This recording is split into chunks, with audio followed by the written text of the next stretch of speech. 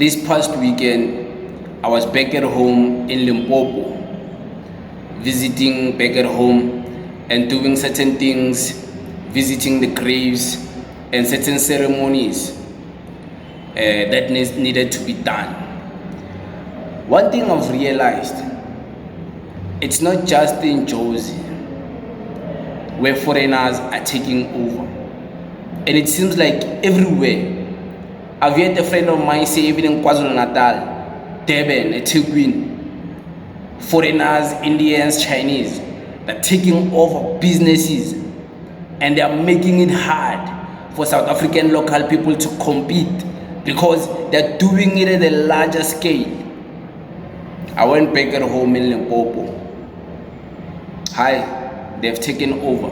Indians, Chinese, they run the country.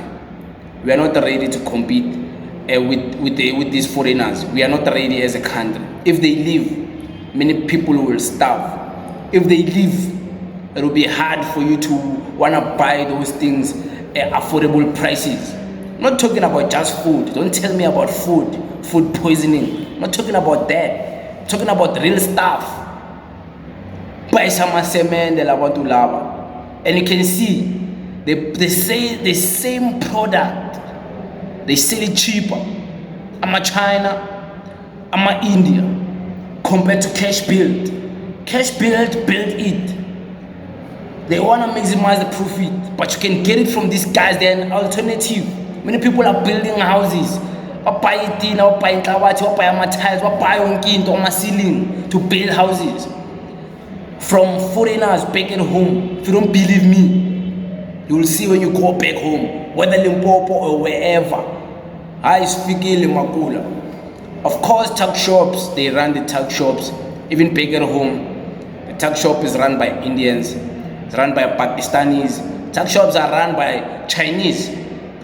Black people are not ready to compete with these guys. Let me tell you, we are not ready to compete with foreigners. We are not. We are still playing. We are still complaining, waiting for the government to fund us to start a spaza shop. Do you know what these people are doing? I didn't believe what I saw. We are not ready. Foreigners, they're not here to play. They're here to make money. And they are making it. And they will continue to make it and milk the economy of South Africa while they take their money back at home. Because South Africans are sleeping. They don't see the opportunities. When they see the opportunities, they will complain they don't have the funds to start that business.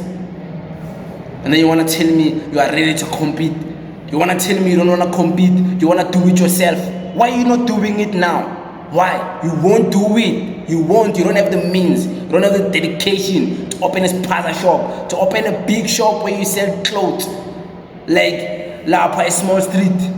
Won't do that. You won't do it. Me, I'm tired of sympathizing. South Africans won't do that. They won't do it. They won't. They will rather complain. The government. That's what they will do. I know them. I know them for who they are. I've lived with them. I live with them on a daily basis, having conversations with South African people. You are not ready to compete with foreigners. You are not ready. That's what I've noticed, of course. And forget about me going to Limpopo. Here in Jozi, how many South Africans are doing what foreigners are doing? How many South Africans own their own place, like a Oriental Plaza, the one that is there in Forsberg? Do South Africans have that? Black South Africans, do they have something like that? They don't have it. Did you guys even know most of these malls you buy your favorite products from, they are franchised by foreigners. They are franchised by Chinese foreigners, Jewish foreigners, franchised by Indian foreigners, just buying the name and buying the name and also to insource the clothes from the same distribution. But they make their own money paying taxes or paying whatever amount to the big corporation. Do you know many of the shops are franchises of foreigners?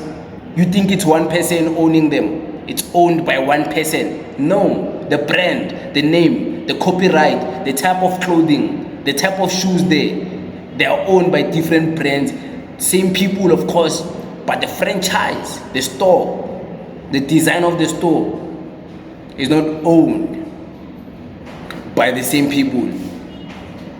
And you don't know.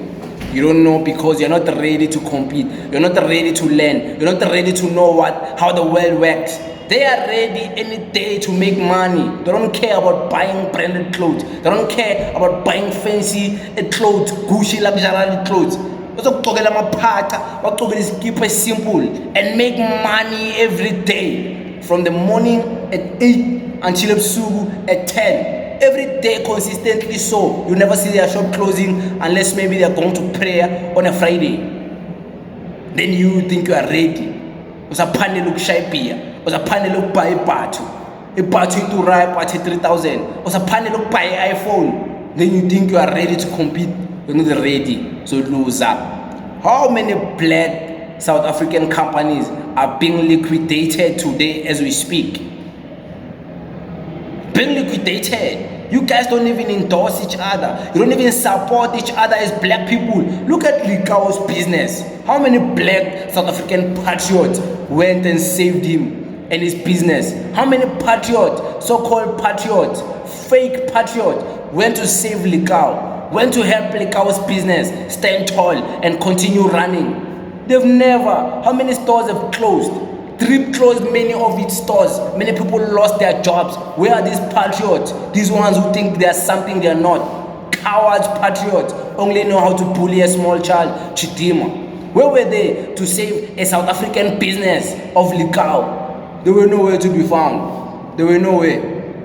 Where are these patriots trying to teach you about how to run a spaza shop, where you stock, how to do taxes of spaza shops, how to follow the law of spaza shops? Where are the patriots to teach you business education about that? They will tell you go to school and varsity. Varsity will teach you BS. You'll come back, you'll sit down. While people who didn't go to school make money from you, your family, your girlfriend, and everyone because they own shops and they didn't go to school and you buy from them.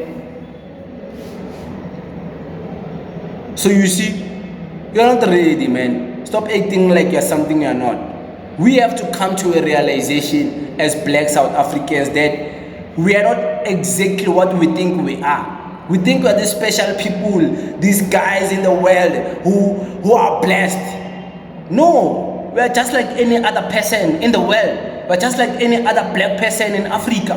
It's just that our country is South Africa. There's a different marketing. Our country is marketed differently to the outside world globally. That's why there's so much tourism. People are interested in our country. But us as individuals, what's special about us? We're just regular human beings. The same poor people in Alexandria, you can find poor people like that in Zimbabwe. The same poor people in Tembisa, you can find them poor people in Angola, in Nigeria. So every country expresses and experiences poverty like we do. So what's special about us? Because we are South Africans, Rainbow Nation. That's what's special. Come on, man. Come on, let's not be delusional. We're not ready to compete with foreigners. We are not ready. Otherwise, if you are ready, go open a shop now and compete now. And then when they leave, we know there's an alternative. You can't chase all of these people without an alternative. Where we're gonna go? There's no ways. There's no ways.